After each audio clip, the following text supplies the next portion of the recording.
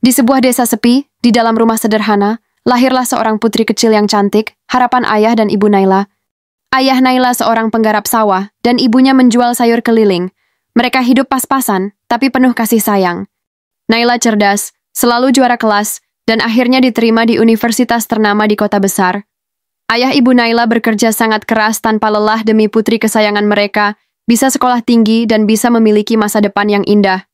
Pada saatnya tiba untuk Naila melanjutkan pendidikan dan tinggal di kota.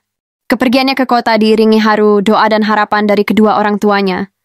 Belajarlah yang rajin, nak. Jangan lupa siapa kamu dan dari mana kamu berasal. Sering-seringlah berkabar, ucap ayah. Ibu cuma bisa bantu dengan doa. Jagalah dirimu baik-baik putriku, ucap ibu sambil memeluk Naila. Naila pergi dengan sangat bahagia dan penuh semangat. Dia berjanji akan sering berkabar dan akan rajin belajar. Awalnya Naila masih sering menelepon, mengabari, dan berbagi cerita. Tapi setelah ia mulai punya teman-teman dari keluarga kaya, semuanya berubah. Ia mulai jarang mengabari dan mengangkat telepon ayah ibunya. Setiap ditanya soal orang tuanya, ia berbohong kepada teman-temannya. Kok kamu nggak pernah dijemput orang tuamu sih? Tanya temannya satu hari.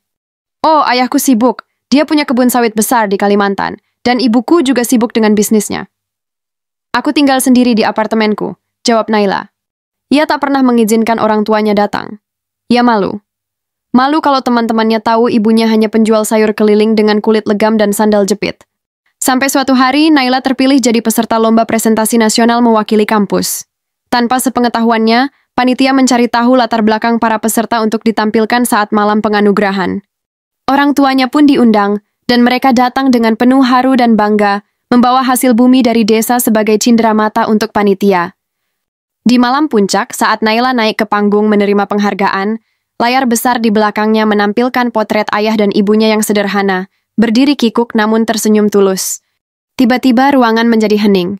Beberapa orang mulai berbisik.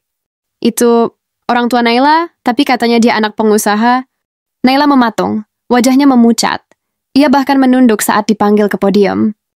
Usai acara, ia tak mendekati orang tuanya yang berdiri di pojok ruangan. Ia malah pergi lebih dulu dengan alasan, sudah lelah dan ingin pulang sendiri, tanpa memperdulikan mereka. Beberapa minggu kemudian Naila tiba-tiba jatuh sakit karena kelelahan dan stres. Ia dirawat di rumah sakit, sendirian. Teman-temannya hanya mengirim pesan singkat. Tapi orang tuanya datang dari desa, menempuh 8 jam perjalanan dengan bis dan berjalan kaki di tengah hujan, hanya untuk menjaganya.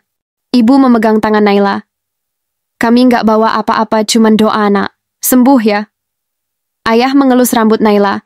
Kami mungkin nggak bisa kasih kemewahan, tapi kami selalu ada. Naila menangis. Untuk pertama kalinya dalam hidupnya, ia merasa sangat kecil dan sangat egois.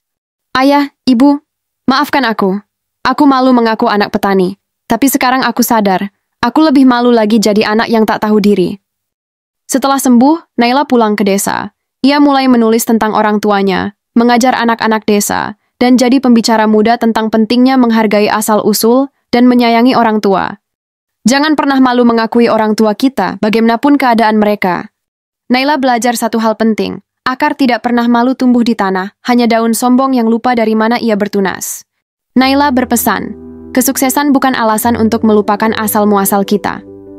Orang tua mungkin tidak punya harta, tapi mereka adalah alasan kita bisa berdiri hari ini. Rasa malu pada mereka adalah bentuk kekalahan hati terhadap dunia yang penuh tipu daya.